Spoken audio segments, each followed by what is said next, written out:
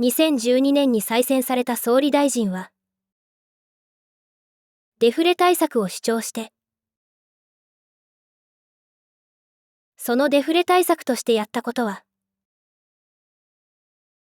量的緩和、ゼロ金利政策、円安誘導だった。そして10年後、そのすべてが失敗する。失敗するに決まっている。あの総理大臣がやったことは、経済政策なんかじゃなかった。あの総理大臣は、自分でそのことを分かっていたはずだ。あの男は、自分が再び総理大臣になったとき、気がついたはずだ。日本の利権の力は大きくなりすぎた。そしてそのために、日本経済はこれまでずっと衰退し続けて、ある限界を超えてしまった。つまり、それまでのように、日本経済の税収だけでは、すでに日本の利権は、維持できなくなっていた。そして2012年に、再び総理大臣になったあの男は、日本経済を立て直すためには、それまでの3年間、政権交代をしていた新政権がやっていた、事業仕分けが必要だったことに、気づいたはずだ。しかし再選された総理大臣は、自分たちの立場を維持するために、日本経済がさらに衰退する道を選んだ。あの総理大臣が再任されて、経済政策としてやったことは、円安誘導だった。しかし実は円安誘導は、経済政策なんかじゃない。あの総理大臣は、円が安くなれば、輸出が伸びる。輸出産業が潤えば、国全体が潤うと、アピールした。そして、日本のマスメディアのほとんども、それに同調した。だがこれには、実に単純なからくりがある。円の価値が下がるということは、庶民の財産の価値が下がるということだ。そして、庶民の財産が下がった分を、大手輸出企業が吸収する。つまりこれは、経済政策なんかじゃない。ただの利益誘導だ。そして、円安誘導の手始めに、まずやったのがゼロ金利政策。そしてその次が、市中銀行などが保有している国債を、中央銀行への準備預金に、置き換えることができる。いわゆる量的緩和。そしてインフレターゲットを、円安に設定する。簡単に言うと、日本政府は、利子を支払う必要のない国債を、紙幣増刷の権限を持っている。日本銀行に紙幣を増刷させて大量に買わせた。そして日本銀行に作らせた金が政府の財源として使われる。日本国民の税金だけでは維持できなくなった。隠れた特権階級の利権を守るために日本銀行に作らせた金を使ったわけだ。それだけじゃない。あの総理大臣は日本銀行に作らせた金で日本の大手企業の株を大量に買い支えさせていた。今や日本の大手企業の大株主は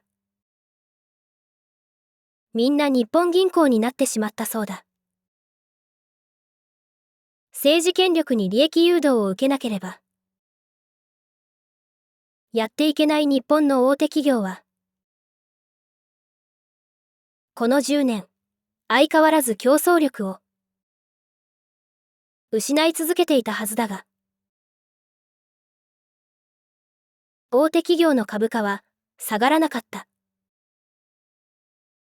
日本銀行が日本の大手企業の株を大量に買い支えることで大手企業の衰退をごまかし続けていたからだ。そしてそれをやれば円の流通量が増えすぎて円の価値はさらに下がっていく。そしてそれがもう10年も続いている。10年間、庶民の財産の価値は下がり続けていたわけだ。そしてその結果が今の限度を超えた円安、物価高だ。今、日本の庶民は皆円安、物価高で苦しんでいる。しかしそのために日本の隠れた特権階級の利権は守られ続けている。あの総理大臣と日本銀行総裁は2012年から8年間ずっとデフレ脱却を言い続けて結局何の成果も出せなかった。そしてその提灯持ちをしていた御用学者たちはその政治権力を支えていた。日本の利権の力で大層立派な地位を与えられた。そして日本の庶民はこの大層立派な地位を与えられた提灯持ちたちの言い分を8年間も信じてしまった。この10年、日本政府はデフレ対策の成果をアピールし続けた。また、同じことを繰り返すが、総理大臣はデフレ対策の成果として、まず労働者の賃金の上昇を言い出した。総理大臣は、自ら各大手企業の重役たちに、賃金引き上げを掛け合って、それをテレビ報道でアピールしたりもした。そして、確かに日本の労働者の中の労働組合員の賃金が上がった。しかし、日本で労働組合に所属している労働者は、日本の大手企業の労働者だけ。労働者全体のわずか 15% しかいない。そしてその事実は、マスメディアの報道では隠された。デフレーション対策の成果として、女性の社会進出の拡大もアピールされた。これまでの日本では、能力のある女性が社会に評価されないという批判が常にあった。そして、総理大臣は日本ではもっと女性の労働者としての能力が評価されるべきだ。そして、女性は労働者として社会進出するべきだと言った。そして、能力を評価されて地位を勝ち取った女性たちが毎日のようにマスメディアに登場して紹介されるようになった。そして、働く女性たちの数が急速に増えていった。だが実は、マスメディアに出てくる能力を評価された女性たちと働く女性たちの数が急速に増えていったこととの間には全く関係がない。急速に増えていった働く女性たちのほとんどは能力などまるで評価されない非正規雇用の低賃金労働者だった。当時の日本では社会格差が急速に広がって低賃金労働者がどんどん増えていた。結婚しても夫だけの収入ではとても家庭を支えきれない。夫婦共稼ぎでなければやっていけない。そんな庶民が急速に増えていた。女性労働者の数が増えたのはその結果だ。この点も日本のマスメディアは隠していた。高等学校や大学卒業生の企業の新規採用の増加もアピールされた。そして完全失業率も低下していた。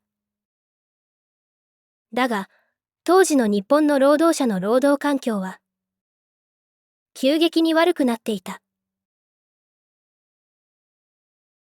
非正規雇用、低賃金労働者の急激な増加、ワーキングプア。そしてブラック企業。ブラック企業は労働者にサービス残業をさせる。つまり残業手当を支払わずに残業をさせるということだ。もちろん表向きはそれを隠している。そして、それが表に出ないように。労働者に圧力をかける。もちろん労働基準法違反だが、サービス残業を常態化させれば、会社側は労働者に基本給だけを支払って、あとは労働者を24時間でも働かせることができる。つまり、実際には労働者は勤務時間外に長時間労働をしているのに、会社側は何もないことにできてしまうわけだ。つまり、労働者に一種の奴隷労働をさせることで会社が儲ける。そして、大手企業 15% の労働者しか所属していない日本の労働組合は全く助けてくれない。そして、それを取り締まらなければならないはずの厚生労働省、つまり日本政府も見て見ぬふりをする。もちろん多くの労働者が反発してブラック企業を辞めた。だが辞めた労働者には非正規雇用、低賃金労働者の立場が待っている。しかし日本政府としてはそのことによって再就職率が高くなる。そしてブラック企業が大勢の退職者を見込んで大勢の新卒を採用すれば新卒の就職率は跳ね上がる。日本政府としてはデータ上は日本経済は景気がいいと言い張れるわけだ。そして日本のマスメディアは当時の日本の労働者の最悪な労働環境の問題も一切報道しなかった。今の日本経済はデフレ対策が始まった10年前よりもずっと悪くなっている。貧困層の激増、インフレと物価高、年金や扶養控除の減額などによるステルス増税。10年前までは日本の不景気の原因は30年前のバブル経済の後遺症だった。そして日本政府と日本のマスメディアの言う日本経済の不景気の原因は10年前から突然デフレーションに変わった。しかし衰退する日本の大手企業に対する日本政府の利益誘導が日本の不景気の原因になっている可能性については絶対に取り上げない。それどころか非正規雇用の低賃金労働者がこれだけ増えて円安、物価高がこれだけ進んで、日本の貧困層がこれだけ増えても、日本政府もマスメディアも、日本経済が衰退しているとは言わない。日本の不景気の原因を、デフレーションということにしてしまえば、デフレーション対策をすれば、日本経済は持ち直すことになる。しかし日本経済の不景気の原因が、衰退する大手企業に対する、日本政府の利益誘導ということなら、話はまるで違ってくる。デフレーション対策には、何の意味もなくなる。つまり衰退する大手企業に対する、利益誘導が続く間、日本経済が、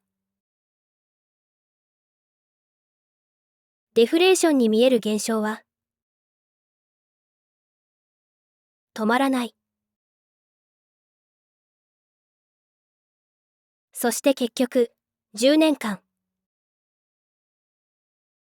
日本経済はデフレーションを回避できなかった。それならデフレーション以外に、日本の不景気の原因を見つけ出さなければならないが、日本の政治権力はそれを避けたがっている。そして日本の政治権力とマスメディアは、そのことを国民に隠している。再生リスト15に続きます。